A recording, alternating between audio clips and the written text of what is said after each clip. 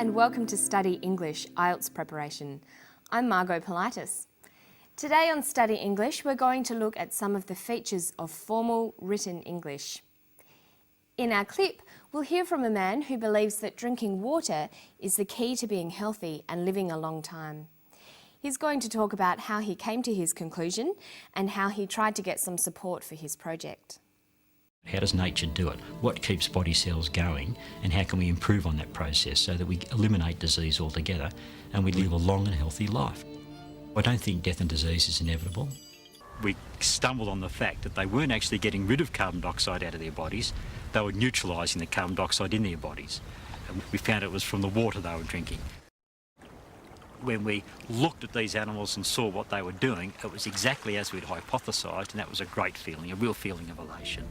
I tried and I tried and I tried to be conventional in that sense. I went to 100 people. I wrote 1,000 letters. I spoke to the Australian Academy of Science. I spoke to the American Academy of Science. I spoke to hospitals. I spoke to professors of medicine. Because I wanted to do work independently, I couldn't get anywhere, so I had to do it other ways. This is a food substance. This is something that's been drunk for thousands of years. This is probably where the mythology of the Fountain of Youth came from.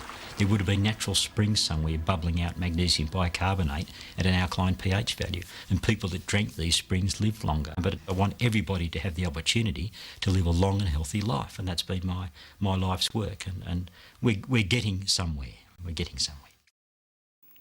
One of the most important areas for students to master is the difference between informal spoken English and formal written English, including academic language. There are many differences between formal and informal English. Firstly, in written language, all words must be spelt correctly. There should be no words in written English that you can't find in a dictionary.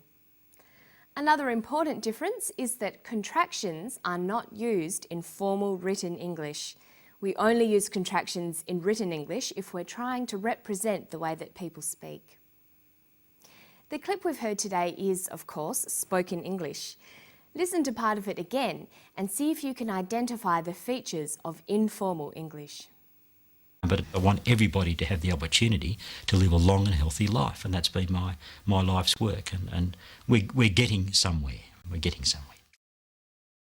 When Dr. Beckett is speaking, he uses a number of contractions. He says, "That's been my life's work," and "we're getting somewhere."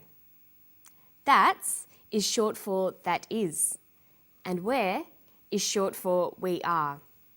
So if we were writing these statements, we'd write, "That has been my life's work. We are getting somewhere." There are many common contractions. By using them in your spoken language, you'll sound more natural, but be careful to write them out in full informal situations.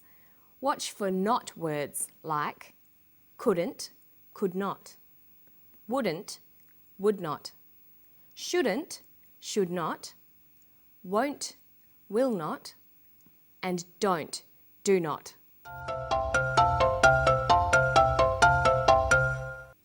Another common feature of informal English is the use of phrasal verbs, or two-word verbs. Phrasal verbs consist of a verb and a preposition.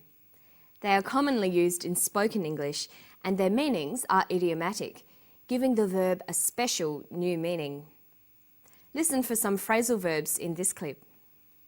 We stumbled on the fact that they weren't actually getting rid of carbon dioxide out of their bodies, they were neutralising the carbon dioxide in their bodies.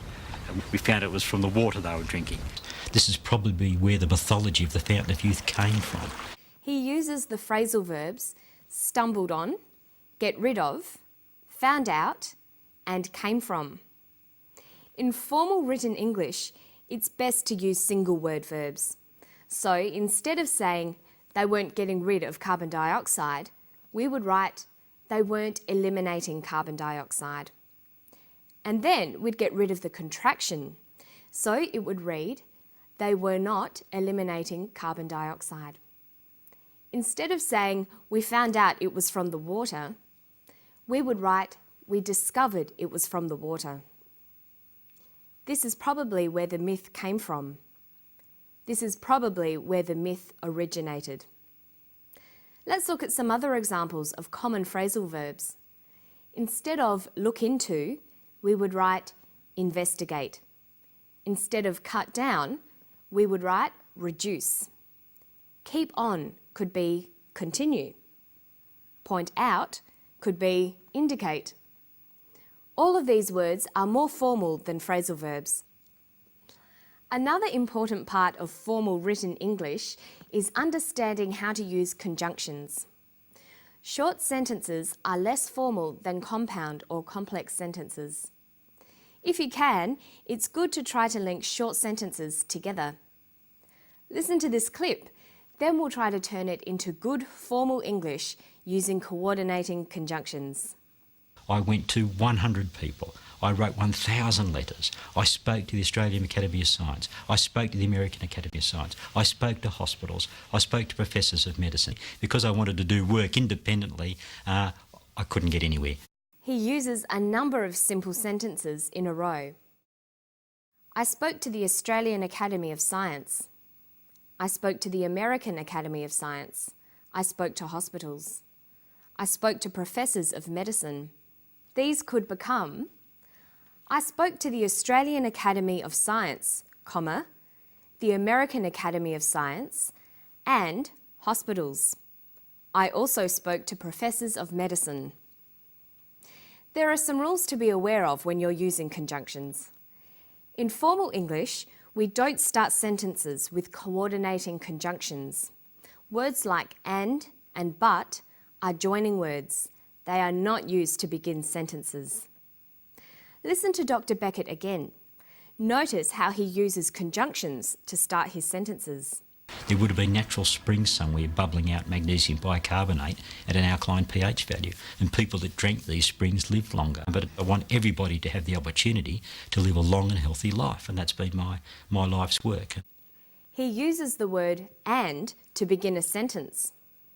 If we were writing a formal report or essay, we would have to find other words to replace and. We could begin the sentence with furthermore, in addition, or moreover. We could replace the word but with the word however. You should make lists of these alternative words so you use a variety of them in your written language. It's important to avoid repetition in your formal written English. Of course, repetition can be used to add emphasis in spoken English. You might hear people say things like, I really, really like that. But in formal academic writing, you should find other ways of adding emphasis. Listen to the way he uses repetition. I tried and I tried and I tried to be conventional in that sense. I went to 100 people. I wrote 1,000 letters. I spoke to the Australian Academy of Science. I spoke to the American Academy of Science. I spoke to hospitals. I spoke to professors of medicine. Because I wanted to do work independently, I couldn't get anywhere. I tried and I tried and I tried. To make this sentence more formal, you could either just drop the repeated verb or use an adverb like repeatedly. We could just write, I tried, or I tried repeatedly. Another way you can make your language more formal is to use the prefix re to indicate a repeated action. This doesn't apply to all verbs. Look at this sentence. He played and played the song again and again. We could write formally, he replayed the song repeatedly. And why don't you try practicing ways of making spoken language more formal? Or looking at ways that you can take formal written language and turn it into conversational English. That's all for today. I hope I'll see you next time on Study English. Bye-bye.